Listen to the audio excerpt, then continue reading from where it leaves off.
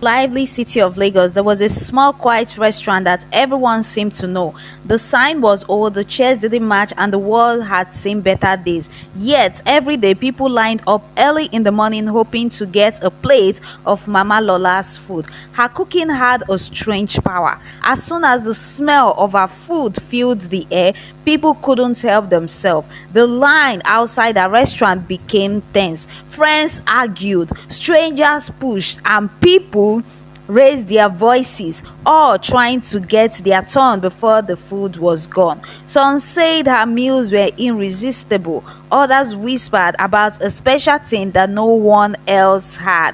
No one really knew the truth, but whatever it was, they couldn't stay away.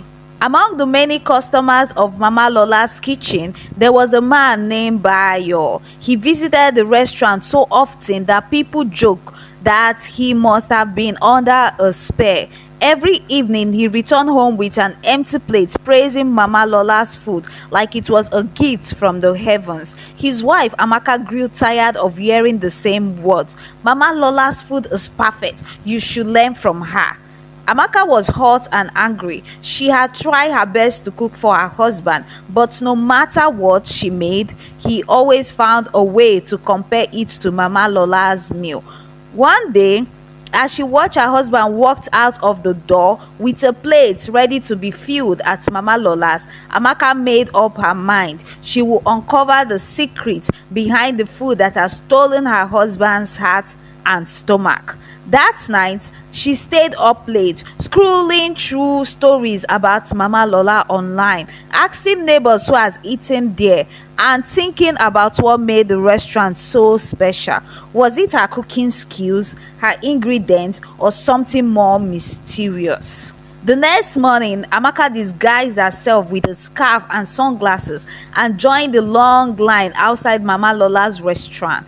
Her heart raced as she watched people argued and pushed to get their meals. When she finally reached the counter, she saw Mama Lola herself, calm, smiling, and stirring her pots. Amaka decided to walk her way closer, hoping to find the truth behind the place that seemed to cast a spell on everyone.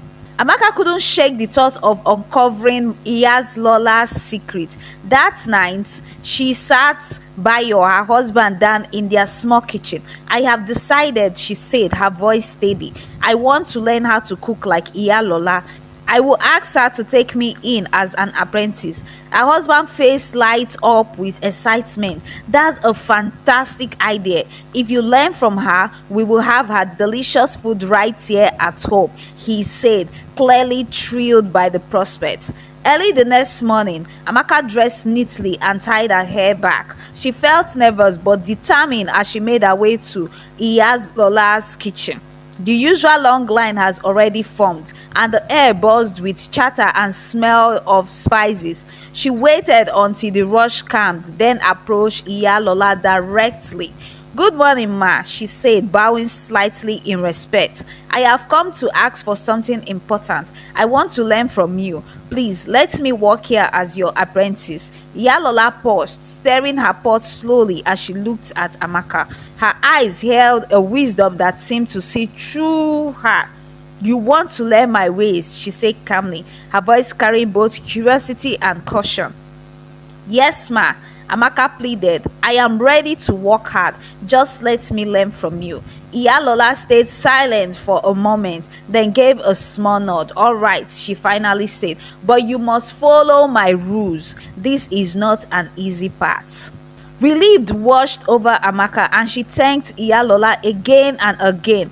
As she left the restaurant that day, her heart raced with both excitement and fear. She was one step closer to discovering the truth, but what would she uncover?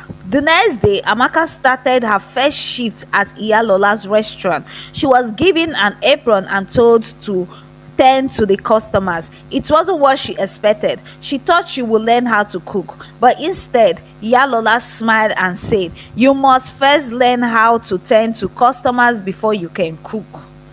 Amaka obeyed, silently and quietly delivering plates of steaming food to hungry customers, including her own husband, Bayo. He smiled widely as he started eating his jollof rice, but Amaka only felt frustration growing inside her. She kept a close eye on the kitchen, hoping to catch a glimpse of Iya Lola at work, but the kitchen was quiet. Too quiet for a place that fed so many people. One evening, as she cleaned a table near the back of the restaurant, something caught her attention. At the far corner of the kitchen, hidden behind a thick curtain, was a door. Amaka froze, watching as Iya Lola stepped into the room with a wooden spoon in hand.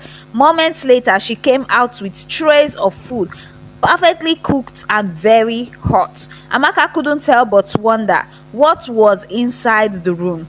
Amaka's curiosity deepened when she noticed the secret room again. Every day, Iya Lola would slip in and out of it, always carrying trays of food. None of the staff were allowed near it. Amaka saw the cooks preparing basic ingredients in the open kitchen, but the real meals always came from that mysterious door. She tried to listen when the door opened, but all she could hear was a soft hum, like a low whisper coming from inside. Something wasn't right, and Amaka could feel it in her bones. The food, the customers, the strange rules, it all seemed too perfect, too controlled. She was determined to find out what Iya Lola was hiding, even if it meant breaking the rules herself. One afternoon, the restaurant was packed that day. Customers were shouting, waving money, and demanding their food. The staff rushed around, trying to keep things under control. Amid all the noise and chaos, Amaka saw the chance. While everyone was distracted, she slipped quietly into the kitchen. Her heart beat fast as she moved towards the secret door. She reached out, her finger brushing the handle. But before she could open it, the door swung open, and there stood Iya Lola. Iya Lola's face was filled with anger. Her calm smile was gone. "What are you doing here?" she said, her voice sharp. Amaka stepped back quickly. I just wanted to help you," she said, trying to stay calm. "The customers were shouting, and I thought I could make things easier for you." Iya Lola's eyes narrowed. "I told you," she said firmly, "never to enter my kitchen. You must follow the rules." "I'm sorry, ma," Amaka said, bowing her head. "It won't happen again." Iya Lola stood there for a moment, her expression unreadable. Then her voice softened slightly. "Go back to work, and remember, stay away from this door," she said. Amaka hurried out, her heart racing. As she returned to the busy dining area, her mind was spinning. What was Iya Lola hiding behind that door? The more she thought about it, the more she knew she had to find out. One early morning, and the street of Lagos was still very quiet, Amaka arrived at the restaurant before anyone else. Her heart pounding, she had made up her mind. Today, she would try to uncover the truth. She slipped into the empty restaurant, her footsteps light as she made her way into the kitchen. The kitchen felt different without the usual noise and chaos, almost too quiet. Her eyes landed on the secret door at the far end. This was her moment. As she got closer, she noticed a small hole in the door. She hesitated, her heart trembling as she leaned in to peek through. What she saw made her heart freeze. Inside the room, hands without bodies floating through the air, chopping vegetables, stirring pots, and plating food as if they were alive. They moved quickly and silently, like they were controlled by an unseen force. In the center of the room, a large pot bubbled over a fire. Amaka gasped quietly as she saw Iya Lola squatting over the pot, weighing into it. Her face calm and focused, like it was the most natural thing in the world. Amaka's knees felt weak and her stomach turned. She backed away slowly, her heart pounding so loudly she thought it would give her away. Couldn't believe what she had just seen, but she knew she had to leave before Iya Lola found her. Once outside, Amaka didn't know where to go. She couldn't go home. Her husband would never believe her. Instead, she hurried to her friend's house. Her friend's husband, a pastor, might be able to help her understand what she had seen. Amaka sat in her friend's living room, her hands shaking as she recounted everything she had seen. Her friend Chioma listened with wide eyes, while Chioma's husband, Pastor Emmanuel, sat quietly, his face serious. When Amaka finished, the room fell silent. Pastor Emmanuel stood up and walked to his study. He returned with a Bible and a bottle of holy water. "Let us pray," he said, his voice calm but firm. Together they knelt and prayed for guidance and protection. As they prayed, Pastor Emmanuel's voice grew stronger and suddenly he stopped. "I have received a revelation," he said, looking directly at Amaka. "Iya Lola is not just cooking food. She is using the destinies and stars of her customers to fuel her power. This is why people are drawn to her and why they act so strangely. Amaka, your husband's star is being used, and that is why you have not been able to conceive." Amaka's heart shook. She felt a mix of fear and anger. "What can we do?" she asked, her voice barely above a whisper. Pastor Emmanuel handed her the bottle of holy water. "It has been revealed that if Iya Lola drinks this water, her true nature will be exposed and everyone's destiny will be released. But you must be careful. She will not take it willingly." Amaka stared at the bottle in her hands, feeling its weight. She knew it was a chance to get back. But the thought of facing Iya Lola again filled her with so much more. Still, she nodded, determined to do whatever it took to save her husband and herself. The next day at the restaurant, Amaka decided to mix the holy water into a cup of tea. She boiled water, added tea leaves, and carefully poured a few drops of the holy water into the cup.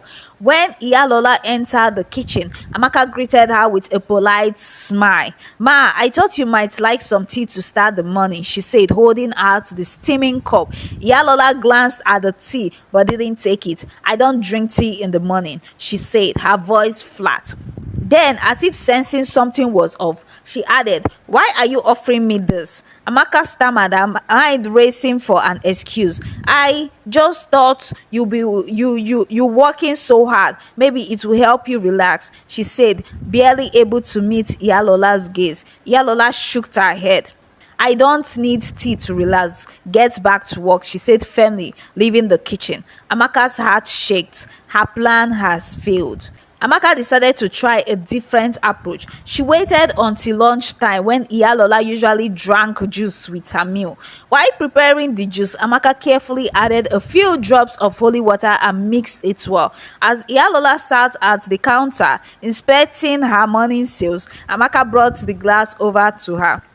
"Ma, here's your juice," Amaka said, keeping her voice steady.